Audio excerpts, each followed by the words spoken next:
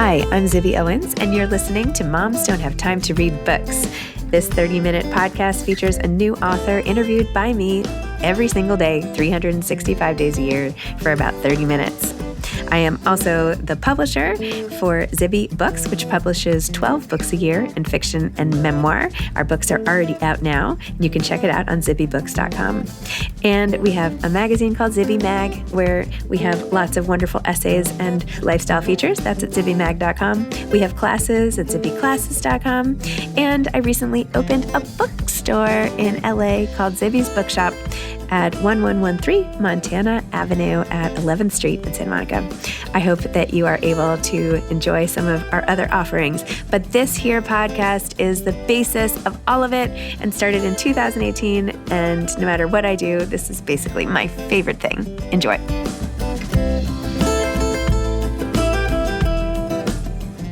Michele Norris is the author of Our Hidden Conversations: What Americans Really Think About Race and Identity. Michele is one of America's most trusted voices in journalism, earning several honors over a long career, including Peabody, Emmy, DuPont, and Goldsmith Awards. She is a columnist for the Washington Post opinion section, the host of the Audible original podcast Your Mama's Kitchen, and from 2002 to 2012, she was a co-host of NPR's All Things Considered. Michele is also the founding director of the Race Card Project, a Peabody Award-winning narrative archive where people around the world share their reflections on identity in just 6 words. Her first book, The Grace of Silence, was named one of the best books of the year by the San Francisco Chronicle, the Christian Science Monitor, and the Kansas City Star. Before joining NPR, Norris spent almost 10 years as a reporter for ABC News, covering politics, policy, and the dynamics of social change.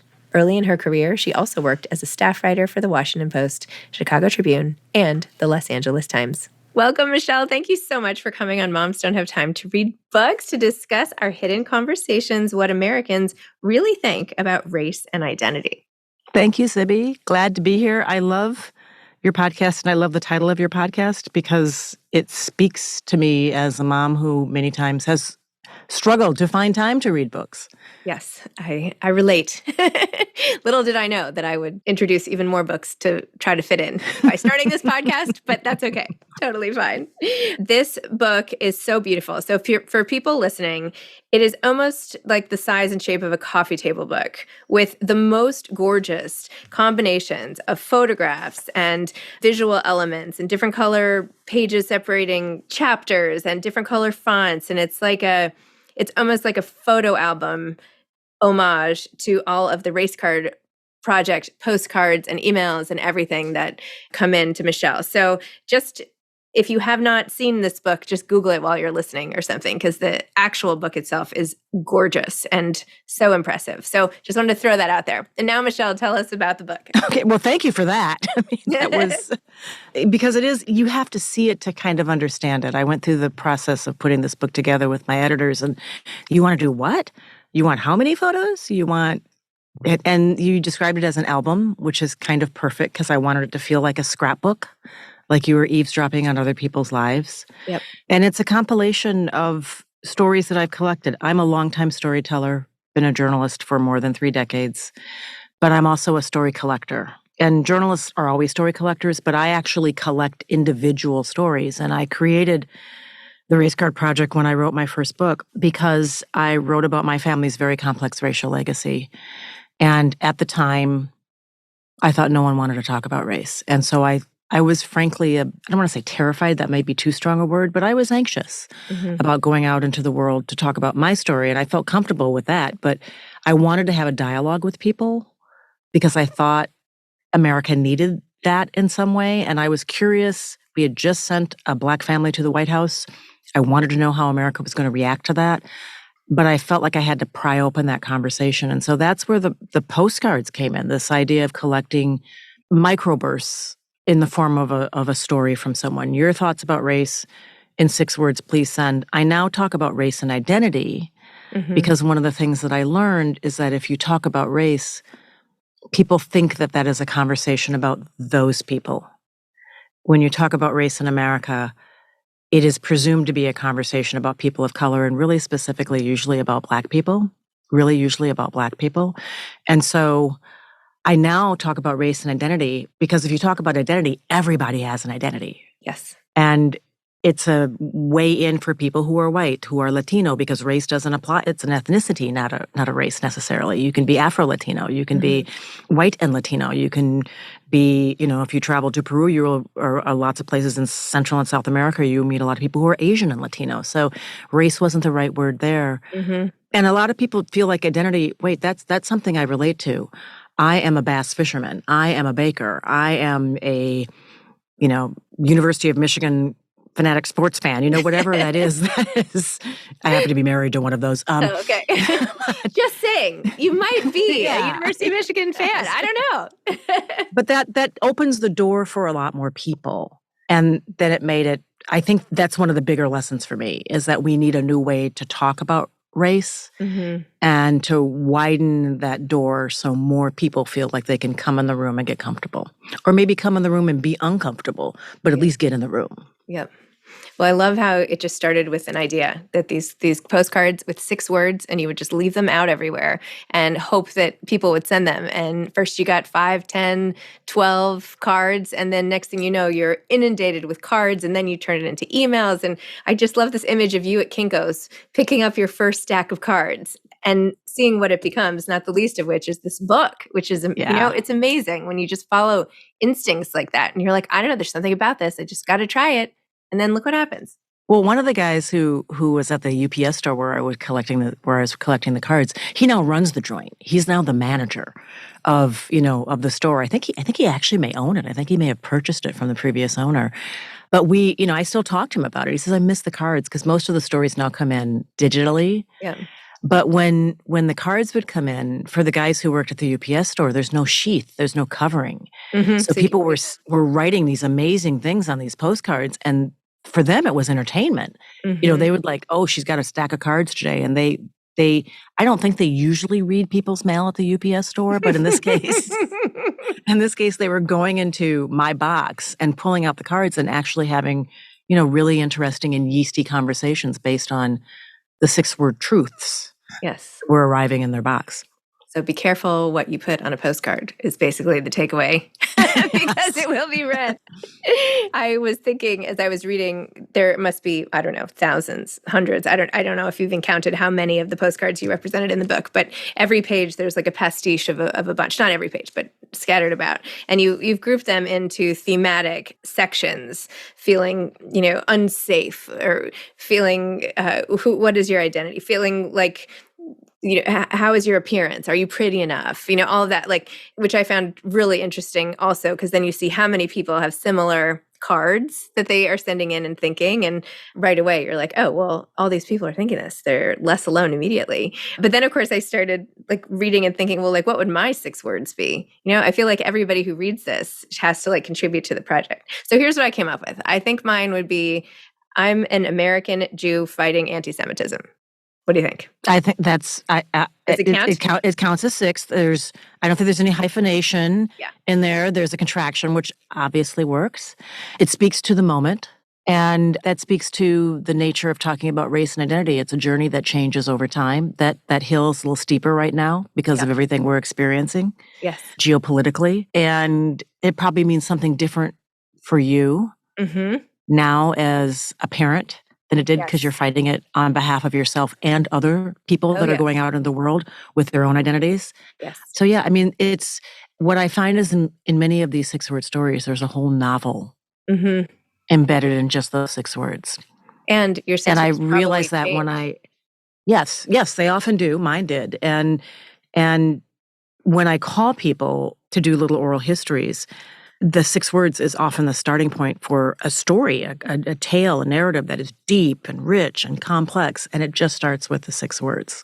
So if I were to ask you about your 6 words, I'm sure that we'd fill it in with stories. We'd find out what's been said to you, what you're fighting. I mean, it's even if it's somewhat abstract at the beginning, it usually gets very deep and very personal. I could see that. What are your 6 words today? Well, the one that I always come back to is still more work to be done. Because in matters of race, we always think the work is over. We want to get to the finish line very quickly. That's what post-racial was all about. The discomfort, the The idea that can we just be done with this? Can we just stop talking about it? I mean, it's called the race card project in part because I always hated that phrase when people say someone is playing the race card. Yep. It's a convenient or elegant or pithy way to say, please stop talking. And I was trying to do just the opposite, to stoke conversation. When I started the project, the 6 words that first came to me were, fooled them all, not done yet. Because I grew up in Minnesota and spending summers in Alabama, where my father was from. I had a significant speech impediment when I was very young. I'm a brown girl who grew up in a largely white state, in a largely white neighborhood, and attended a school that was on the cusp of integration. And a world behind a microphone was not imagined for someone like me, for lots of reasons. And so on top of all the, the fact that I was brown, Black, African American, on top of that having a speech impediment, no one would say, well, that's the one that we think is going to become a communicator. I'm putting my money on her. Yeah. No one was making that bet, right? And the not done yet part is, I'm not done. I'm in my 60s. I don't hide that. And you look really young, by the way. I don't know what you're doing, but let me know if there's some secret. Thank you. It's attitude is most of it. I just refuse to act my age. But it's at a point where people can often start to look past you or sort of assume that you're done, that you're hanging things up. And, we always get these 40 under 40 lists or, 30 under 30 or whatever. I'd like to see a 60 above 60 list, of people who started doing really interesting things later in life, because that's often when you finally have time and bandwidth and wisdom and chutzpah and courage and the courage of your convictions, and sometimes just plain courage because you've seen things and you've done things. And so that's the not done yet part of it. I totally get that. I thought when I started my podcast that most authors would be quite young. And it turns out most authors have had the time to experience things, and many first novelists even are in their 50s, 60s, certainly 40s. Yeah. So I find that refreshing and encouraging. I do too. Yeah. I do too. And I want to hear their stories. This is a podcast that Julia Louis-Dreyfus is doing. Yes. That you may have heard. And I love the idea, the concept. I just saw that it was Podcast of the Year on Apple. I just noticed that. So I have to start listening, obviously. It's really interesting. But, it's a great idea. She sits down and talks to a woman of a certain age, about their life, because we don't spend enough time listening to the wisdom that they have to offer. And it's delightful. Well, speaking of delightful podcasts, your own podcast is amazing, and you have the most amazing guests. And I love this whole notion that you want to know not just like the food in your mama's kitchen, right? This is about what is it like? What was it like for you growing up? And of course, that is like the embodiment of what it's like asking. It's a nice way of saying, like, tell me all about your family. But you don't say that. You're like, just tell me about this place. Like, you're so good at that, even with the 6 words and the place, like these are shortcuts into a way into something that is so important to people. And so comes out so, emotionally, like kind of a visceral reaction without having to go into long questions. And it's like very smart, very targeted. I like it. Thank you. It's all about doors, portals, peering into windows. And whether it's the Race Car Project or the work that I do at Your Mama's Kitchen podcast, I'm always trying to make sure that lots of different people hear themselves and see themselves in the content that I create, because that's not often the case. And at the same time, I'm trying to make sure that I introduce people to new worlds, that I'm pulling them inside different places at the same time. And the simple question that begins every episode of Your Mama's Kitchen, I don't know where we're going. I have done a lot of research and a lot of background, so I have an inkling, but I really don't know. And the idea is that the theory of the case is that the kitchen is where we form a significant part of who we are. It's where our identity is, simmered, baked, whatever metaphor, cooking metaphor you want to use. It happens in the kitchen because the kitchen is where we are nourished in lots of ways that go beyond what's served on a plate. It's where we argue. It's where we get advice. It's where, when our hearts are broken, where do you go for comfort? Sometimes you open the refrigerator door, but sometimes you just sit down at a table and you just need to talk to somebody. It's where we have devices that bring the world inside that room with a radio or a television. It's where people learn how to be American, trying to figure out, what do I feed my kids so they have the same thing that all the other kids eat? School lunches come up over and over again where people talk about, my lunch was smelly, or my lunch didn't look like everybody else's lunch, or where people are desperately trying to hold on to something they lost when they came to this place called America. And the kitchen is the one place where they can hold on to who they were and what's important to them through food and language and culture and music and traditions. And so I ask a simple question, and then we're off to the races. And that's kind of fun to do, right? Where you just don't know what we're actually going to talk about. Are we going to talk about someone's parents? Are we going to talk about their immigration journey? Are we going to talk about the wars that they had with their siblings, or birth order and how that has forever cemented their view of the world, or how the world sees them? And these conversations wind up being, they're all interesting. They're all very intimate. They're all with people that we know quite well. Michelle Obama, Conan O'Brien, Kerry Washington. In the second half of the season, Matthew McConaughey, Mark Cuban, Gail King, Al Roker. We know these people. We've heard interviews with them. We've watched them evolve. And yet in every single case, they have shared something with us that they've never shared with anybody before. Because we're approaching from a different vantage point. And because the kitchen is a space where you just let your hair down. It's, you have your cold cream on, you're still got your boxers on. People literally, it's a metaphor that once you start talking about the kitchen, you can literally see people relax.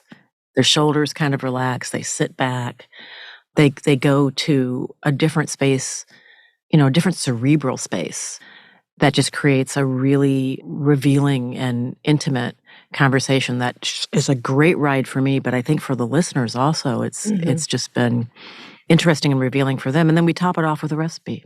Amazing. Like something that tastes like home to you. I love that.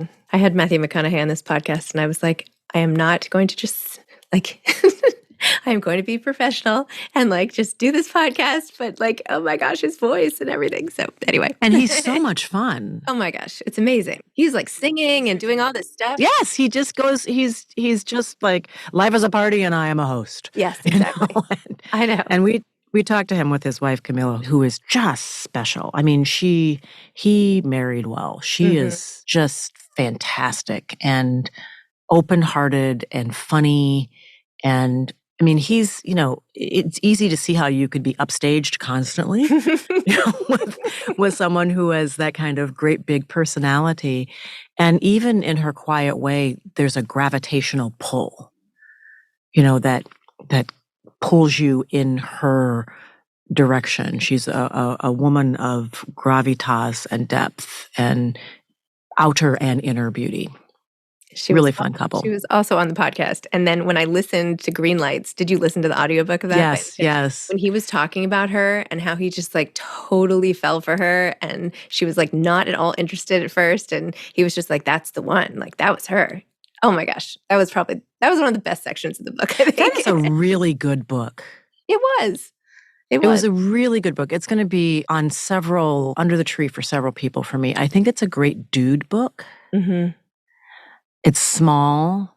It is a conversation starter. I mean, he's very vulnerable in that book. And through his vulnerability and his journaling and the way he presents things, which is, I should say that book, and I told him this when I talked to him, was a big inspiration for the design in my book, because I didn't want to write a book that was, a traditional start to finish. I wanted it to feel like a scrapbook. I wanted it to feel like you were listening to someone think out loud, that there was definitely curation. But in terms of the design, I definitely wanted to break form. And Green Lights does that. It's true. It does.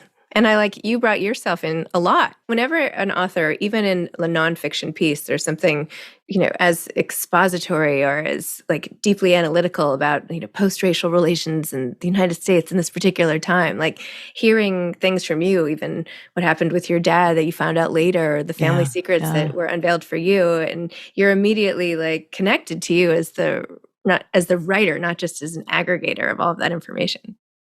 Well, that was I write personally. I mean, I write about how we're African American. We live in a neighborhood that's integrated. We are one of a small number of families of color in our neighborhood. I keep a picture of our family at the front door. Oh, that section. Oh my gosh. Because I want, if the police ever come to our house, I want them to know that we live in the house that we occupy. And that actually happened, where my son was up late at night and the police came and you live here, son? Because his hair looked some kind of way, and he was up late at night watching tennis, and so he's in sweatpants, and they were about to interrogate him, and he pointed to the picture at the door and said, "Yeah, that's us." And it's a smiling, happy picture of an African-American family leaning into each other on vacation, but I feel like I have to do that. So I was trying to tell a personal story, but as strong as whatever writing I did for this, and I do feel it's some of the best writing I've done, I am completely upstaged, and I'm honest by that. I'm honest about that. I'm completely upstaged by the stories that individual people tell. I mean, I was trying to present something, but also get out of the way so that people could peer into other people's lives. And there are stories in here that, I mean, again, it starts with 6 words, and you discover that a mom gave up 4 kids because it was really hard for her to raise interracial children, as heartbreaking as that is. And then moves on and has another family. And the second family doesn't know about the first family until a phone call comes and everything starts to unravel. That's like a whole 6-part mini-series, right? Yes. And the woman at the center of that story, passed away recently. And so I also felt good that I could help her children from both families tell that story, find each other before she left us. Wow. That's very meaningful. I do think, though, that particular story of the frame and the picture that you have, and the security guards sort of banging on the door, and when they asked your son, how long have you lived here? And he couldn't quite think, because who can ever remember how long you've lived in a certain house? Like, that was like evidence against him almost. Like the terror in reading that, like, oh my gosh. And then even some of the other little clips that you have from other people, like the mom who was like, just stay on the phone with me when her son was being pulled over. And he's like, Mom, this has happened to me like 8 million times. I don't need to stay on the phone with you. But she's like, no, I can't, just the fear, like as a, going back to like us both as moms, like all the moments in here where you just, you feel so, it just makes you feel over and over again. Fear, concern, just all of it wrapped up. The one that got me it's in that chapter also. It's Kristen Moorhead and her son Shay. And she'd given him, the so-called talk, how to comport yourself when you're out in the world. Don't reach for anything. Keep your hands where you can see them. And then her 6 words were, I wish he was a girl. Yes, that was another good one. Oh my God. And of course she loves her son and is, so glad that the creator gave her this child, right? That she has been tasked with raising this boy who's not a man. She doesn't really wish he was a girl, but she wrote those 6 words after reading about yet another police killing, the killing of Tamir Rice. She watched the video of a police shooting a child who was at that time the same age as her son, brown skin, African-American kid in a park, wound up getting shot. She wanted to scream and cry, but he was in the next room and he would hear. So she goes to the computer and writes to me, writes to the Race Card Project. Isn't that wild? Yes. And sends in those 6 words. And so when I talk to her years later, and this is how stories evolve, and this is the benefit of collecting stories and being able to go back and talk to people again and again and again, how their stories evolve. At this point, Che is knocking on manhood, big shoulders, square jaw. His voice is still kind of squeaky, but it's changing. He still is kind of a goofy kid, but you can see that's going to go away pretty soon. And he explains to her, he's now giving her the talk. So, Mom, this is what it's like for me. And this is how I handle it. And I know you asked me to do this. What didn't make it in the book is they talked about how they go shopping and how his mom was always he wanted to buy Timberlands, or he wanted to buy baggy pants, or he wanted to buy a big puffy jacket. And she was always presenting him with options and he knew what was going on. I prefer that you look like this so you don't capture attention. And he wants to look like every other kid, including Seth and Julio. And, every kid at his school dresses like this, not just, the Black kids, and because that's the style. But he's giving her the talk.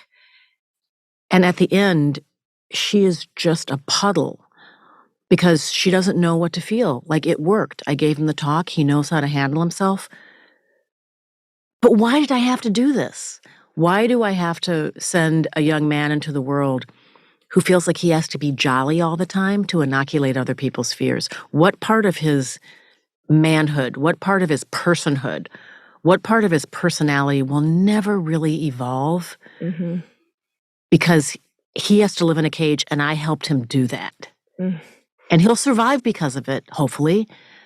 But she just was, and to watch all that, because that's the stuff that we know happens. And usually, as a journalist, I know it's happening, but I don't get to see it. And in this case, when people send those 6 words, it's often an invitation for you to have those conversations. And the surprising thing for me, and the beneficial thing for me as a storyteller, story collector, as a journalist, is that the majority of the stories came from white Americans. And that stunned me because it's called the Race Card Project. I'm an African-American woman. I thought most of the stories would be from people of color and more specifically, probably from Black Americans. That didn't happen. I mean, you get a lot of stories from people of color and Black Americans, people of all races. But the majority of the stories for most of the 14 years that we've been doing this have come from white Americans, and most conversations about race are not that inclusive in that way. And so it has been an opportunity for me to have very candid, often uncomfortable, highly unvarnished conversations about all kinds of things that I normally would not get a chance to do. I would not normally have a chance to have these kinds of conversations. And I wanted to write a book about it because I wanted to allow other people to do that too. Back to your mama's kitchen for just a second. You are a mom. How would your kids describe, do you have more than one kid? I don't know. I have 3. 3 kids. Yeah. Okay. I have 4 kids. So how would your kids describe, if they were asked, what was their mama's kitchen like? Well, we actually talk about that now because I do this podcast and they are avid listeners. I think they would say the kitchen is a fairly organized space, and I would say the same thing about my own mom's kitchen. I think they would say the kitchen was a space where the family had a lot of fun. Our kitchen is the place that we gather. It's where we, as a family, spend a lot of time. Much more time in the kitchen than the living room. Much more time in the kitchen than the den. I gave up and let them put a TV in the kitchen, even though some kind of sports is always on. But, I went ahead. But we also play music in the kitchen all the time. And as a mom, I think I asked my daughter this question recently when we were together at Thanksgiving, and she remembered the way I used to cook on Sundays because I'd cook for the whole week. As a journalist, I was on deadline. I hosted a show for 10 years, most of their childhood, where I was on the air until 6 o'clock. Not just a show, like a pair. Okay. I just hosted a show, whatever. All things considered. Anyway, go ahead. And my husband was in politics. So he worked, whatever was going on in the world, it often meant a late night for him. He was getting home late. So I cooked on Sunday for the week to make sure that they would have a home-cooked meal, even if their sitter was the one who got it going, because cooking is preparation. And they are now, all 3 of them are now very good cooks. And they're pretty organized cooks, and they're experimental with their cooking, because I also was experimental, and which meant sometimes things didn't, there were some failures too. But I liked trying different things with them. And the other thing that I asked my youngest son this also, is that they remembered the table being a place where we worked things out. And we've always had a big kitchen table. We had to replace it after COVID, and it was sad. We had, said goodbye to it. But during COVID, one of my children is a germaphobe, and that child sprayed so much Lysol on the table that the varnish was starting to peel off the table. So we had to just start over again with a new table. But they remember the table as a place where we play cards, where we have debates, where we actually talk things out. It's kind of like our Camp David.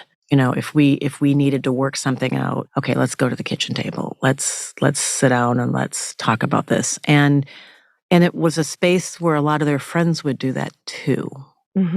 Because I cooked for the week, people knew that there was hot food at the Norris Johnson household. So we could, can Clay stay for dinner tonight? And I was always happy to do that because I knew other parents, the juggle is real. Yes. And so if I could help out in some way, and when I was on campaigns, they would return the favor and do that. But the theory of the case, I guess, that I explore every week, that we are formed in important ways, as Conan O'Brien said, to the degree that he is clay, the kitchen is the kiln. That's where it's all baked. Our kitchen was and still is very much the kiln for our family. That's beautiful. Okay, last question. What advice would you have for aspiring authors?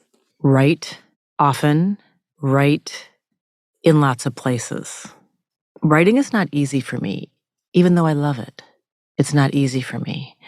And I realized for me, I'm going to start with, this is advice for other people, but I'll give you the context of why I'm giving this advice. One of the reasons writing was hard for me is because I felt that it had to happen in an appointed place at a certain time. And maybe I had watched too many, Nancy Meyers movies where I wanted the desk that Diane Keaton had and Something Gotta Give. I wanted a desk with a quill pen, and it had to have the music and the sunlight. And, ocean, that's asking too much. Can't afford ocean. But, something that it had to be like writerly. I even have this book, Where Writers Write. And I don't know that book is real, because I think that most people, Toni Morrison wrote, and this was an epiphany for me when I interviewed her. She wrote longhand on the train on a yellow legal pad. Now, that's amazing to me that she could write on a legal pad, because, this is before cut and paste and reorganize. But so the advice I would have is write when you can and where you can, and on the train and in your head, in the shower, write it down. Just write, and write often, and let it sort of ooze out of you, and then edit and realize that you can put it, together. Much of the portions of the book in Our Hidden Conversations that I wrote, I realized a big chunk of that book was written in my phone, where I was just talking into my phone in the notes section and then later translating it. So that would be one piece of advice. The other would be to listen. So much of what we do in communication is the emphasis and the value is placed on what we say. What we say with our voices, what we say now on platforms, on Twitter and TikTok, or what's called Twitter now, X, formerly known as Twitter, and TikTok and Facebook and, all these other places. But I don't think we value, and this is a radio audio girl here, advice from an audio girl. Listen, just tune. Listening is a skill. And figure out how to take the earbuds out, and just listen to the world. And your writing, when you really are tuned into that frequency, your writing will reflect that, both your expository, explanatory writing, your ability to capture a sense of place because you're listening to the crunch of leaves underfoot, the way that cars don't sound the way they used to. All these electric cars are suddenly, you just sort of, you just start to notice things, right? And the way that people talk and the way that they communicate, to figure out how to be an active listener and then catalog that in some way so that when you are writing, what oozes out of you captures your voice, your unique voice, but also is able to embrace the sounds of the world, the actual world, not the world that's served to us through shows like this, through entertainment, but the world, to be of the world and in the world, and take the earphones out, be where you are. I love it. Michele, this was so enjoyable. I love it. You're such a great writer and journalist and, audio girl. So this was really an honor and a pleasure. So thank you. Thank you. I have loved talking to you, and I look forward to actually visiting your physical space. Come on over. If you invited me in your home, I would ooh and ah over that bookshelf in the background. Next time you're in New York, come on over. But definitely, I'm going to try to visit the bookstore. I love what you do. Thanks for having me. Thank you. Thanks so much. Thanks for listening to this episode of Moms Don't Have Time to Read Books. Don't forget to follow me on Instagram at Zibby Owens and at Moms Don't Have Time to Read Books. Also sign up for my newsletter at zibbyowens.com and sign up for my virtual book club and meet lots of authors on Zoom every other week. Thanks so much to Steve and Ryan at Texture Sound for the sound editing. And thank you to Morning Moon Productions for providing this fantastic intro and outro music.